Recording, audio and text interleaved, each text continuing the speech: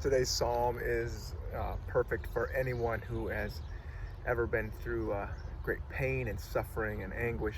Uh, the psalmist today is David, and he's writing and speaking from a perspective of being absolutely removed from any joy that he's experiencing in life, and he's crying out to God, and he's asking him, just hear me and help me. And he's talking about some of the longings that come from his heart, from feeling separated from God. And I'm going to go ahead and read that for you now. It's Psalm 61. And then I'll pick out a few key phrases from that, and then we'll just expound on that just a little bit. But David says, "Hear my cry, O God, listen to my prayer. From the ends of the earth I call to you. I call as my heart grows faint. Lead me to the rock that is higher than I, for you have been my refuge, a strong tower against the foe. I long to dwell in your tent forever and take refuge in the shelter of your wings. For you, O God, have heard my vows.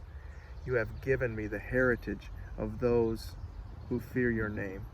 Increase the days of the king's life, his years for many generations. He be enthroned in God's presence forever. Appoint your love and faithfulness to protect him. Then I will sing in praise of your name and fulfill my vows day after day." David was going into just some difficult times in the writing of this psalm, constantly on the run, and really this is imagery of him traveling along. And one of the phrases in there, lead me to the rock that is higher than I.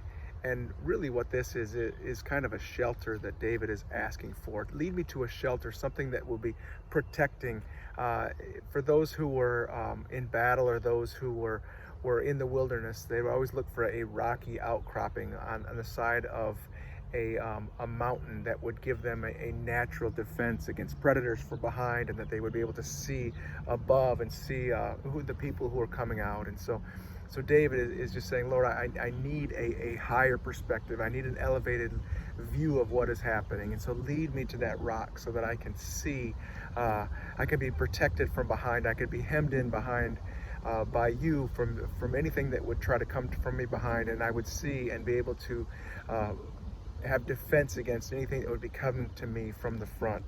And so he's asking him to bring him into that.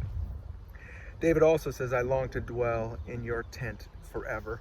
And the tent of God is a place of feasting, a place of enjoyment, a place of protection. When you come into the tent of God, you are his guest. You are his prized possession, and that you can expect certain kinds of joys that go along with that. And so as David is expressing these things, he's expressing a longing to be with God, a longing to be in his presence, a longing to be under his divine protection. And a couple of things that a couple times David talks about something specific in here when he talks about his vows. David understands that with God's protection of us comes certain promises that we make to him, and that we fulfill them every single day. And so when David says, I will fulfill my vows day after day, David is calling us to remember that if we are going to long for God's presence, there are certain things that are expected from us. And so as we wake up every single day, or as we get up and get about our business every single day, we also have to remember that we too, we can't just let today happen. We have to be intentional about fulfilling our vows to God, and that is to worship him, to keep him first, and to look to the benefit of others rather than looking to the benefit of ourselves. And so as we look at this psalm, we recognize that there are definitely times when we are far away from God, when we feel in exile, when we feel like he is so far off. But we also recognize that even in those dark times, that we have obligations to God, and that's to worship him and to desire his presence in all situations. That is Psalm 61 for the day.